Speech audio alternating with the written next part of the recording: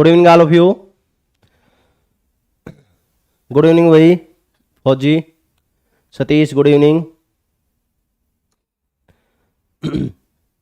सभी को good evening. Topic हमारा आज का ये हमारी जो क्लासेस जो वन लाइनर वाली क्लास चल रही है, तो इसमें ये हमारा लास्ट टॉपिक है। ठीक है, लास्ट टॉपिक है। 15 क्लास हमारी 15वीं क्लास है। इसमें हमने एनसीईआरटी के मोस्ट ऑफ क्वेश्चन है, एनसीईआरटी के मोस्ट ऑफ बायोलॉजी के क्वेश्चन जो अक्सर पेपरों में पूछे जाते हैं वो हमने डिस्कस किए हैं। ठीक है, मोस्ट ऑफ क्वेश्चन है वो हमने डिस्कस कर लिए हैं। ठीक है, आगे जब भी होगा, अभी आगे पहले इसी तरह से आगे हम करेंगे, जो कुछ 4-5 दिन 10 दिन का गैप देकर फिर केमिस्ट्री की क्लास शुरू करेंगे। इसी तरह से क्वेश्चन है वो छांट के लाऊंगा आपके लिए अच्छी तरह से, इसी तरह से पीडीएफ बना के वन लाइनर।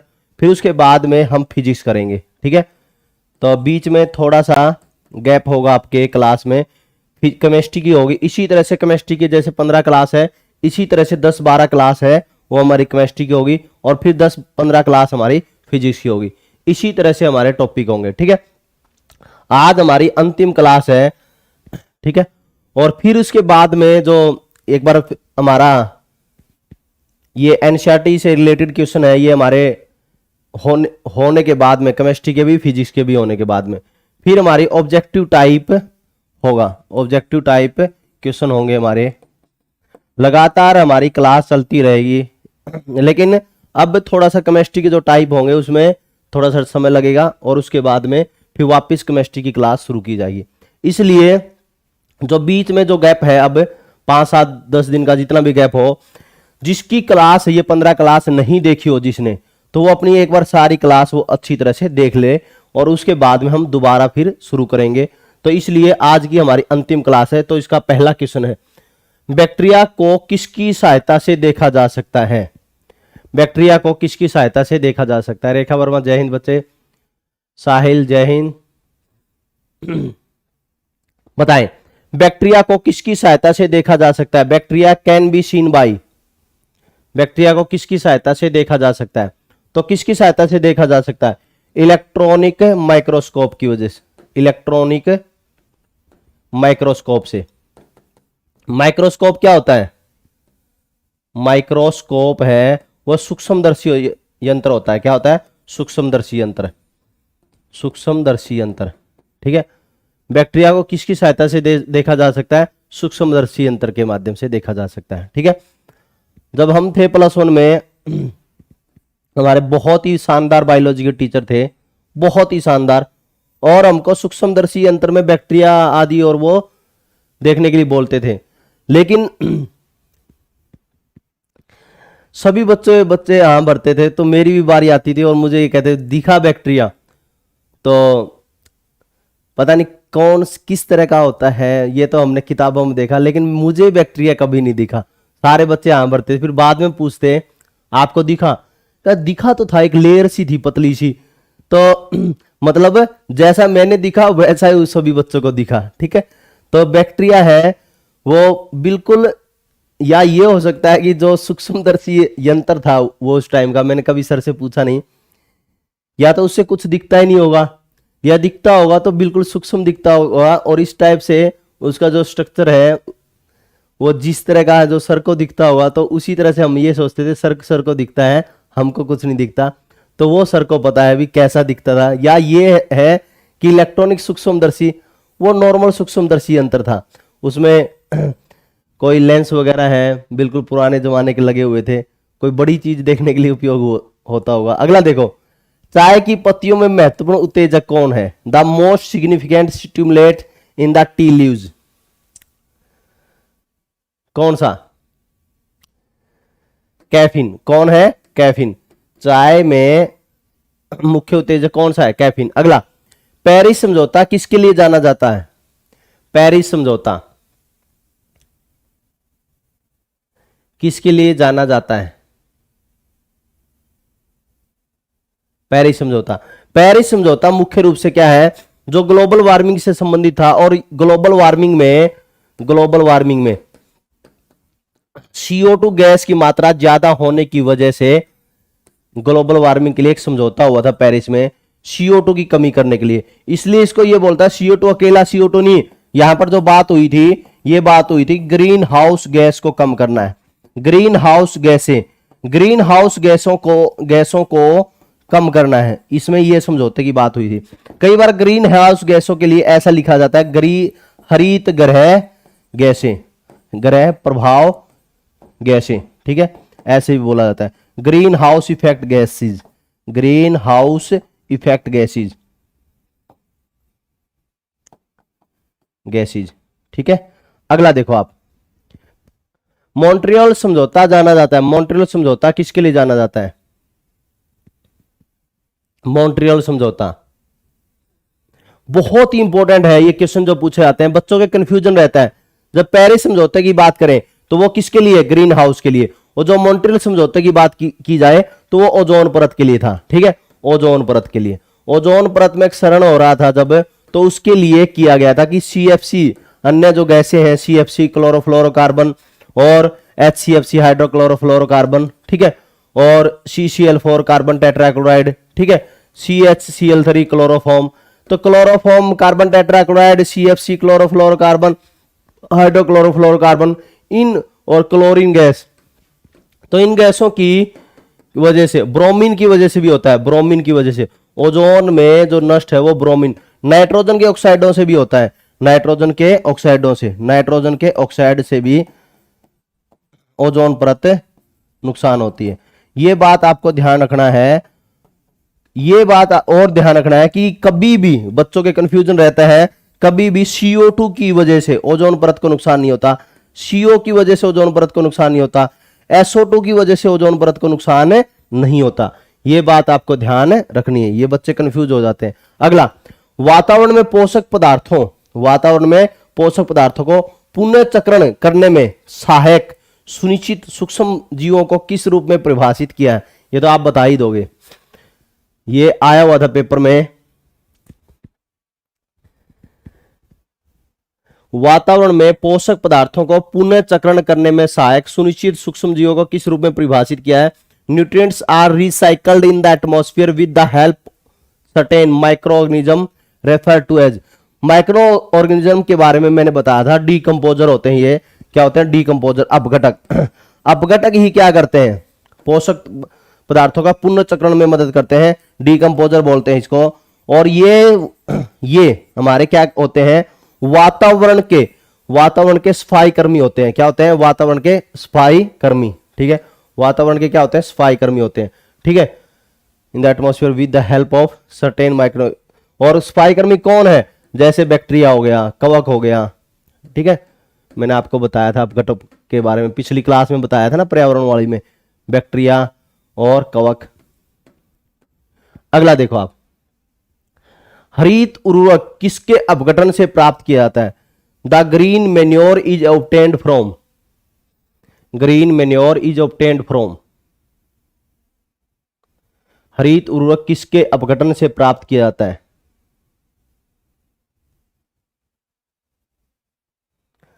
हरित उर्वरक हम कहें कि जो ग्रीन हरा खाद है वो किसके अपघटन से प्राप्त होगा? नॉर्मल सी बात है, जो हरित उर्वरक है वो किससे होगा? हरे फलदार पौधों के अपघटन से। हरे पौधे जो होंगे जितने भी, ठीक है, हरे फलदार पौधों के अपघटन से। तो वहां पर क्या हुआ? नॉर्मल सी बात है, हरे पौधे होंगे तो वहां से क्या प्राप्त होगा? ग्रीन मैन्योर प्राप्त होगा। कौन सा? हरी खाद जिसको बोलते हैं हम, ठीक है। अगला, निम्न में से किसका प्रयोग जैविक नियंत्रण हेतु नहीं किया जाता? ठीक है, निम्न में से किसका उपयोग जैविक नियंत्रण हेतु नहीं किया जाता? The method which is not use as a biological control. देखो, बायोलॉजिकल कंट्रोल मीन्स क्या है? जो हमारे हमारे पर्यावरण के अंदर क्या करते हैं, जो मुख्य रूप से बायोलॉजिकल एक्टिविटी को नियंत्रण करने का कार्य करते हैं। लेकिन आप देखोगे जितने भी कीटनाशक आदि हैं तो वो बायोलॉजिकल एक्टिविटी को कंट्रोल नहीं करते। कीटनाशकों का प्रयोग, वो इनका प्रयोग है वो जैविक नियंत्रण हेतु नहीं किया जाता। ठीक है, तो क्या आएगा हमारा, कीटनाशकों का प्रयोग। अगला देखो आप, मशरूम की खेती किसमें उपयोगी नहीं होती? Mushroom cultivation is not useful in.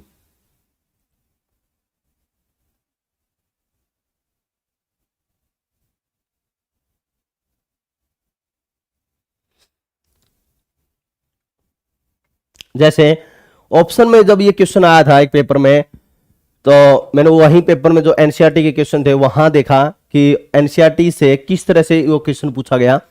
तो मशरूम की खेती ऑप्शन में क्या था, क्योंकि इस तरह के क्वेश्चन है, मशरूम की खेती किस में उपयोगी नहीं है, बहुत सारी चीजों में उपयोगी नहीं है।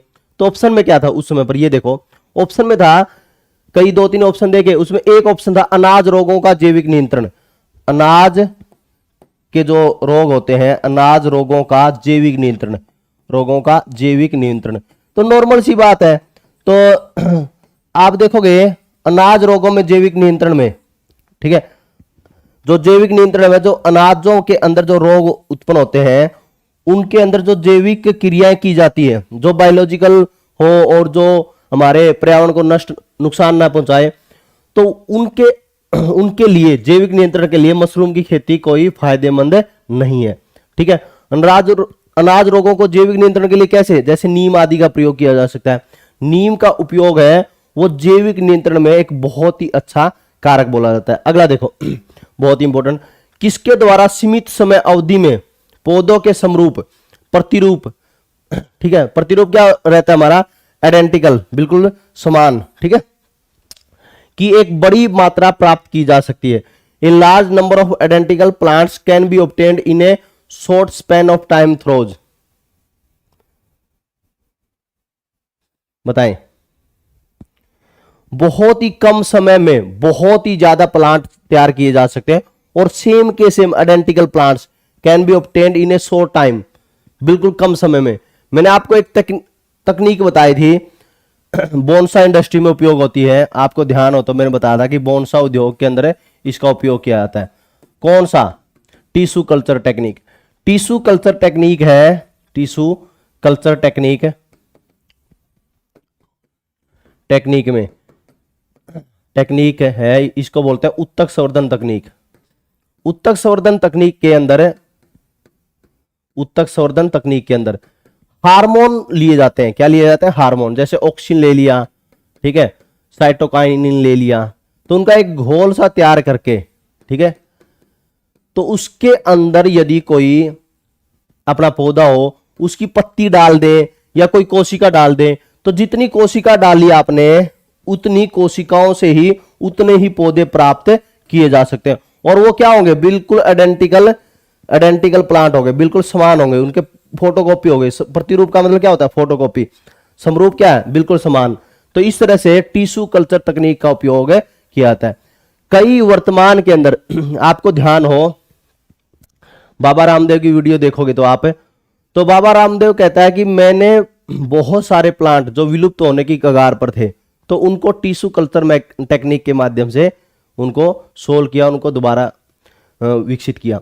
और छत्तीसगढ़ के अंदर आपको ध्यान हो तो मुख्यमंत्री थे डॉक्टर रमन थे। तो वहां पर जब मुख्यमंत्री थे, जब उन्होंने, तो भारत का सबसे बड़ा टिश्यू कल्चर टेक्निक का प्लांट की उन्होंने स्थापना करवाई थी।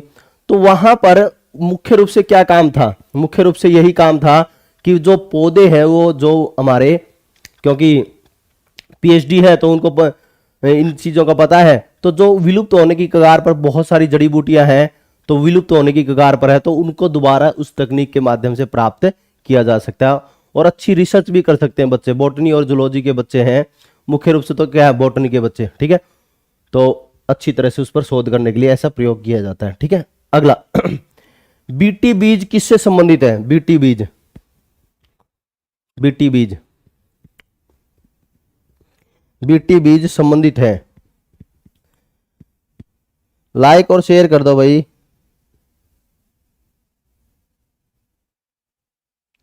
बीटी बीज संबंधित है,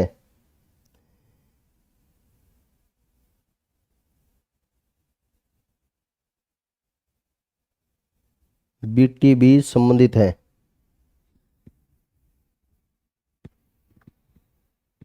हाँ बहुत बढ़िया, कपास से। किससे है? कपास से।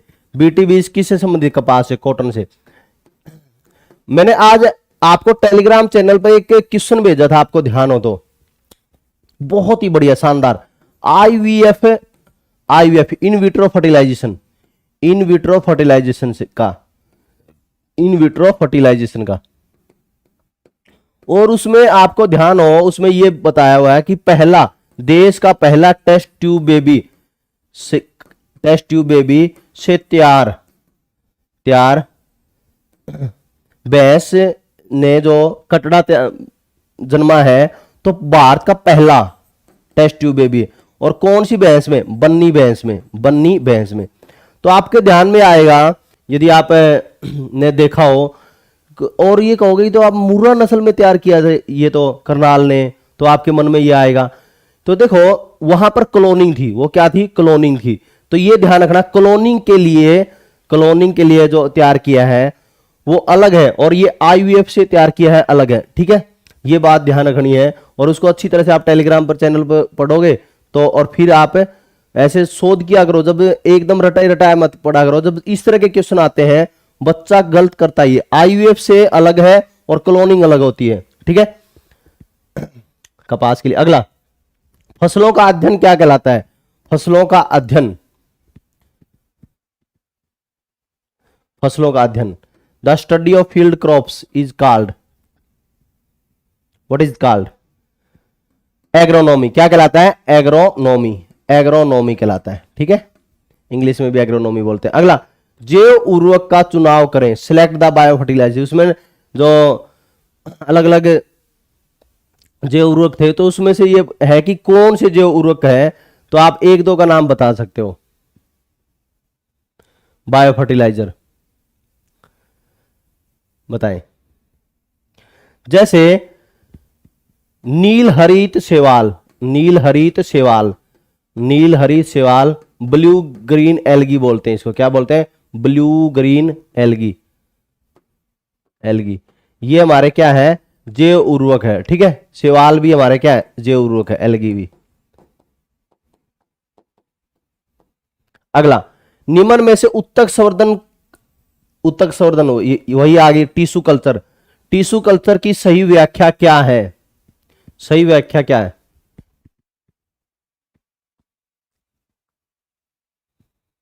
बताएं, सही व्याख्या क्या है? तो नॉर्मल सी बात है, उत्तक संवर्धन तकनीक में क्या किया जाता है? पौधों का ज्यादा से ज्यादा संवर्धन और विकास किया जाता है। तो इसकी डेफिनेशन क्या होगी? हॉर्टिकल्चर, हॉर्टिकल्चर या सामाजिक वानिकी, सामाजिक वानिकी, सामाजिक जी की वानिकी, सामाजिक वानिकी आएगा, सामाजिक वानिकी, वानिकी का संवर्धन, संवर्धन करना उसका, और विकास करना। वह विकास मतलब पौधारोपण आदि के अंदर भी है फायदेमंद रहता है, हॉर्टिकल्चर के अंदर भी है फायदेमंद रहता है। ठीक है, वन आदि में भी। अगला, प्राकृतिक जैविक खाद, प्राकृतिक जैविक खाद रासायनिक उर्वरक की अपेक्षा ज्यादा बेहतर पाया जाता है, कि ज्यादा बेहतर पाया जाता है। जो प्राकृतिक जैविक खाद है रासायनिक उर्वरक की अपेक्षा ज्यादा बेहतर होता है या पाया जाता है। इसका कारण क्या है? Natural organism fertilizer are found to be better than the chemical fertilizer because,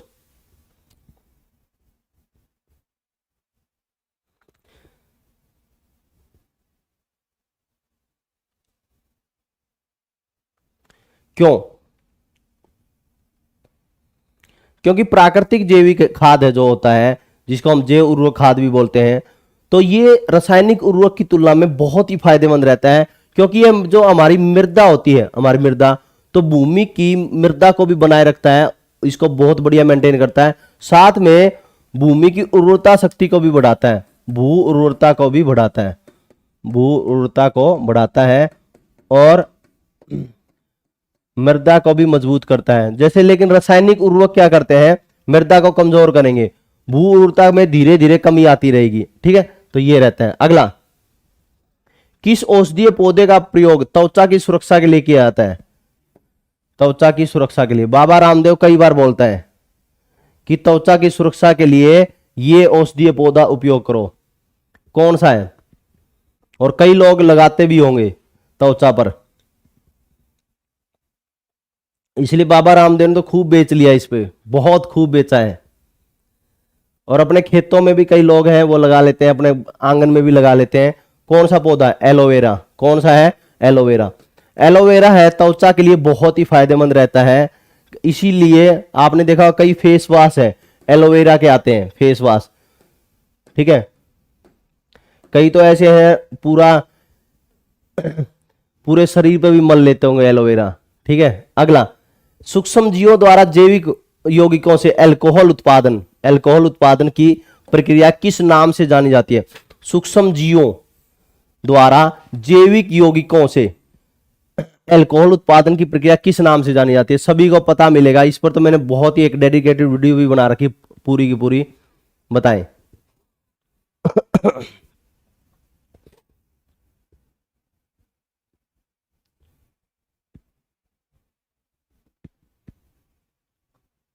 सूक्ष्म जीवों द्वारा, आपको ध्यान हो किण्वन प्रक्रिया जिसमें शराब तैयार की जाती है, कई बार पेपरों में पूछा आता है किण्वन प्रक्रिया, जिसको क्या बोलते हैं? फर्मेंटेशन। फर्मेंटेशन फर्मेंटेशन किण्वन प्रक्रिया, फर्मेंटेशन प्रक्रिया के माध्यम से अल्कोहल तैयार की जाती है। कई बार क्वेश्चन ये भी पूछा था कि किण्वन प्रक्रिया में अंतिम उत्पाद क्या होता है? तो अंतिम उत्पाद कौन होता है? अल्कोहल, ठीक है। ये अगला, बायोडीजल किससे उत्पादित होता है? बायोडीजल, आपको ध्यान हो एक रतनजोत पौधा, रतनजोत जेट्रोफा, वंडर प्लांट, कई नाम इसके। और इसमें क्या है, जैसे कपास में टिंडे से होते हैं ना, तो टिंडे से लगते हैं, तो उसी टिंडों के अंदर है वो बायोडीजल तैयार होता था। और इसार के अंदर उस समय सुर्खियों में आता, इसार में लाडवा गौशाला है, इसार में लाडवा गौशाला, वहां पर तो बल्कि इसको निकालकर, रतनजोत का तेल निकालकर, जेट्रोफा निकालकर, वंडर प्लांट का तेल निकालकर, इस तेल के माध्यम से ट्रैक्टर चला के दिखाया था, ठीक है। तो इस तरह से बायोडीजल उस समय पर यह बहुत सुर्खियों में आया था। लेकिन सरकार के कुछ फैसले होते हैं इस तरह से होते हैं कि ये जैसे खुली जगह पर लगाना शुरू कर दिया, तो बच्चे जो स्कूली बच्चे होते थे, जो इसके टिंडे होते थे, तो कई बच्चे खा जाते थे, और इसकी वजह से मूंगफली, बायोडीजल तैयार थोड़ा ही होगा मूंगफली से बायोडीजल तैयार नहीं होगा, ठीक है। तो वो तो तेल होता है तैयार मूंगफली से। बायोडीजल मीन्स क्या है? अपना जो खेतों जो तेल वगैरह जो अपना होता है, इसके अंदर क्या होता है मुख्य रूप से, इसको भी ऐसा नहीं है कि सीधा उपयोग कर ले, कुछ मात्रा में अन्य जो तेल मिलाकर फिर मिला शुरू किया जाता है। लेकिन कई जगह पर इसको डायरेक्ट उपयोग किया, लेकिन उसमें इंजन है वो स्पेशल उसी तरह से डिजाइन किया जाता है, ठीक है, ऐसे होता है। और इसके बारे में फिर क्या था, हाँ ये ध्यान में आया, तो उसमें बच्चे बहुत सारे बच्चों की बेहोशी की खबर आई, तो इसी वजह से सरकार ने फिर ये जितने भी स्कूलों में भी लगाए हुए थे सारे उखाड़ दिए थे। अगला, वह कौन सा एंजाइम है जो दूध को दही में स्कंदित कर देता है? दूध को दही में स्कंदित कर देता है, दूध को दही में, कौन सा एंजाइम है? The enzyme that coagulate milk into curds. Enzyme की बात कहिए, कभी बैक्टीरिया बता दो, बैक्टीरिया बता देंगे कई, एकदम बैक्टीरिया मन में आएगा आपके, बैक्टीरिया नहीं बताना।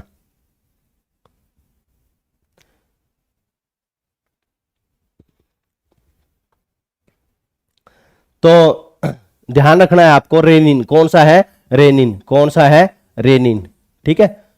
अगला, किस वृक्ष की छाल से कुनेन का निष्कर्षण किया? ये तो आपका फेवरेट क्वेश्चन है, ये तो आप बता दोगे सभी के सभी। किस वृक्ष की छाल से कुनेन का निष्कर्षण किया जाता है? बहुत बढ़िया रेखा बच्चे, साहिल बहुत बढ़िया, सरदार रवि कुमार, साहिल,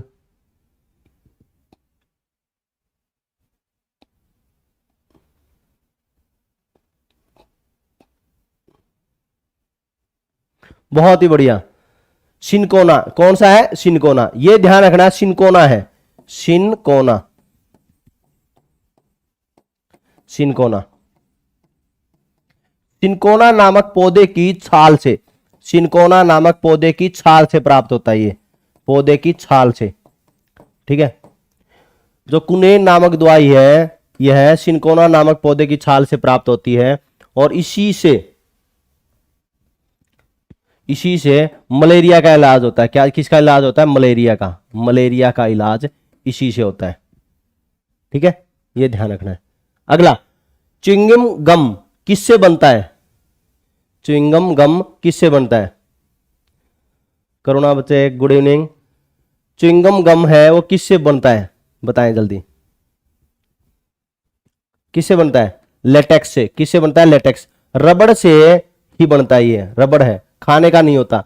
कई वो खा भी जाते हैं, तो इसलिए आप देखोगे बहुत ही खतरनाक रहता है ये, और इसको चबाना नहीं होता, बहुत ही घातक है। च्युइंगम गम है वो ज्यादा चबाओगे तो इससे डाइजेस्टिव सिस्टम भी कमजोर होता है, ठीक है। अगला, निम्न में से किस प्राणी को किसानों का मित्र कहा जाता है? किसको बोला जाता है? केंचुए को, केंचुए को किसानों का मित्र कहा जाता है, केंचुए को। अगला, किस एंजाइम की उपस्थिति ग्लूकोज तथा फ्रुक्टोज को, बहुत इंपॉर्टेंट, ये बताएं आप, ग्लूकोज तथा फ्रुक्टोज को अल्कोहल में रूपांतरित कर देती है? ग्लूकोज तथा फ्रुक्टोज को अल्कोहल में बदल देती है, कौन सा है? जल्दी बताएं। किस एंजाइम की उपस्थिति ग्लूकोज तथा फ्रुक्टोज को एंजाइम में रूपांतरित कर देती है? The enzyme in which whose presence glucose and fructose are converted into alcohol.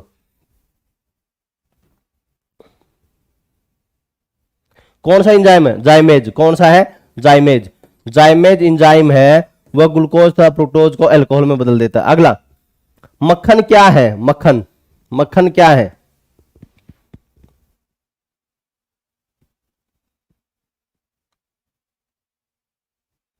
बहुत ही बढ़िया दीपिका बच्चे, बहुत ही शानदार। मक्खन क्या है? Fat dispersed in the milk. मक्खन क्या है? Fat dispersed in the milk. जो वसा है, हम कह सकते हैं दूध में विसरित वसा, हिंदी में क्या बोलेंगे? दूध में विसरित वसा। वसा है जो फैट है वो किस में विसरित हो जाती है? दूध में।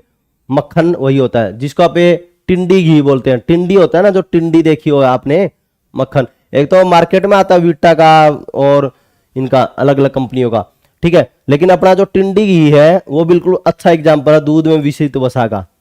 अगला, किण्वन एक कार्बनिक यौगिक के अपघटन की प्रक्रिया है। कौन सा कार्बनिक यौगिक है जिसका अपघटन होता है? किण्वन प्रक्रिया। किण्वन एक कार्बनिक यौगिक के अपघटन की प्रक्रिया है। Fermentation is a process of decomposition of an organic compound by.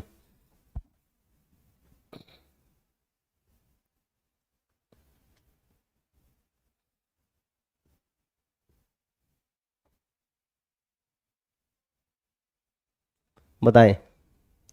Fermentation, किण्वन एक कार्बनिक यौगिक के अपघटन की प्रक्रिया है, तो वो कार्बनिक यौगिक कौन सा अपघटित होता है? किण्वन प्रक्रिया में क्या होता है? C6H12O6, O6 है ना। तो इंजाइम होगा यहां पर, हमारा इंजाइम भी कार्बनिक यौगिक है, ये ध्यान रखना। और अभी हमने पढ़ा था जाइमेज इंजाइम के, लाइपेज के बारे में। किसके बारे में? जाइमेज के बारे में जाना था। किसके बारे में? जाइमेज के बारे में। किसके बारे में? जाइमेज के बारे में। लाइपेज तो गुड़िया बता रही थी, वो जाइमेज गुड़िया था, गुड्डा था, जो भी है। तो कई बार ये भी होता है कि आईडी है, वो एक आर्मी का बच्चा था, इम्पैक्ट डिफेंस एकेडमी पे क्लास ले रहा था और कहा कि सर मैं हिसार भर्ती का बच्चा हूँ, और नाम आ रहा था वहां पर आर्मी गर्ल। हिसार भर्ती का तो भर्ती हुई नहीं है, हिसार भर्ती की तो आर्मी गर्ल से आ रहा था। तो ये भी हो सकता है, जो भी है। तो हम देखते हैं C6H12O6 है, ग्लूकोज है, ग्लूकोज। इंजाइम कौन सा? जाइमेज। जाइमेज इंजाइम है वो किस में कन्वर्ट कर देगा? इसमें 2C2H5OH प्लस में 2CO2 में कन्वर्ट कर देगा, ठीक है। तो ये हमारा क्या है? कार्बनिक यौगिक। ये भी हमारा क्या है? कार्बनिक है। ये भी क्या है? कार्बनिक है। ये भी क्या है? कार्बनिक है। ठीक है, ये ध्यान रखोगे जो भी ऑप्शन में हो। अगला, हड्डियों में किस पादप पोषक की उपस्थिति होने के कारण इसका प्रयोग उर्वरक के रूप में किया जाता है? बहुत ही बढ़िया। किस पादप पोषक, हड्डियों में क्या है, कैल्शियम और फास्फोरस होता है, नॉर्मल सी बात है, ठीक है। तो हड्डियों में मुख्य रूप से आप देखोगे फास्फोरस ही हमारा उर्वरक के रूप में अच्छी तरह से उपयोग किया जाता है, फास्फोरस, ठीक है। आपको ध्यान होगा जो अच्छे उर्वरक है वो 3 बोले जाते हैं, NPK, नाइट्रोजन, फास्फोरस और पोटास, ठीक है, नाइट्रोजन, फास्फोरस और पोटास। तो किसका उपयोग किया जा सकता है? फास्फोरस का उपयोग किया जा सकता है, ठीक है। अगला, बेकरी यीस्ट का प्रयोग ब्रेड बनाने में किया जाता है। बेकरी यीस्ट का प्रयोग ब्रेड बनाने में किया जाता है।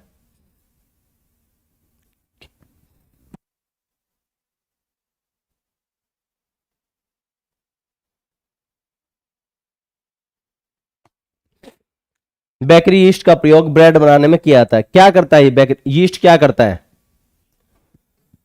यीस्ट? क्या करेगा, ब्रेड को एक थोड़ा सा नरम बना देगा और स्पंजी बना देता है, ठीक है। यीस्ट क्या करता है? यीस्ट है एक तरह से फफूंदी है, एक पदार्थ है, तो फफूंद है। तो ये क्या करेगा मुख्य रूप से, ये क्या करता है, ब्रेड को क्या बना देगा, स्पॉन्ज बना देगा, ठीक है। स्पंजी मतलब इसके अंदर छोटे छोटे छोटे क्या कर देगा, छिद्र कर देगा और नरम बना देता है ब्रेड को, स्पंजी और नरम, ठीक है। अगला, तालाब अथवा झीलों के जल सतह पर, बहुत ही शानदार क्वेश्चन, तालाब अथवा झीलों के जल सतह पर तेजी से बढ़ते फाइटोप्लैंक्टन द्वारा पूरी तरह से ढकने को किस रूप से जाना जाता है? किस रूप से जाना जाता है? तालाब अथवा झीलों के जल सतह पर तेजी से बढ़ते फाइटोप्लैंक्टन द्वारा पूरी तरह से ढकने को किस रूप से जाना जाता है? बहुत ही important, rapidly. Phytoplankton covering the surface of lake और पॉन्ड इज नोन एज, बताएं। एक प्रक्रिया होती है सुपोषण। कौन सी प्रक्रिया होती है? सुपोषण। सुपोषण को हम क्या बोलते हैं? यूट्रोफिकेशन। यूट्रोफिकेशन में क्या होता है? देखो, यूट्रोफिकेशन में कोई जलीय जीव है, कोई अपना पदार्थ जल है, पोषक तत्व युक्त जल। देखो, सुपोषण मतलब अच्छा पोषण। जो अच्छे पोषक तत्व युक्त जल कभी एक स्थान पर एकत्रित हो जाता है, जब एक स्थान पर एकत्रित हो जाएगा तो यहां पर जलीय जीव जैसे फाइटोप्लैंक्टन आदि, ये सारे हमारे जल की सतह पर आ जाएंगे, जल की सतह पर उग जाते हैं। और यहां पर जल के अंदर ऑक्सीजन की कमी हो जाएगी। जल के अंदर क्या हो जाएगी? ऑक्सीजन की कमी हो जाएगी। और जल में जब ये ऑक्सीजन की कमी होगी तो इसको हम क्या बोलेंगे? यहां पर बीओडी हो जाएगी। क्या हो जाएगी? बीओडी, बायोलॉजिकल ऑक्सीजन डिमांड है, जो ऑक्सीजन मांग उत्पन्न हो जाएगी और इसकी वजह से जल में रहने वाले जलीय जीवों की मृत्यु हो जाती है, ठीक है। इस पूरी प्रक्रिया को क्या बोलते हैं? सुपोषण बोलते हैं। क्या बोलते हैं? सुपोषण, ठीक है। अगला, भोपाल गैस त्रासदी का मुख्य उत्तरदायी प्रदूषक कौन सा था? ये कल भी बताया था मैंने, कौन सा था? Mick gas, methyl isocyanate,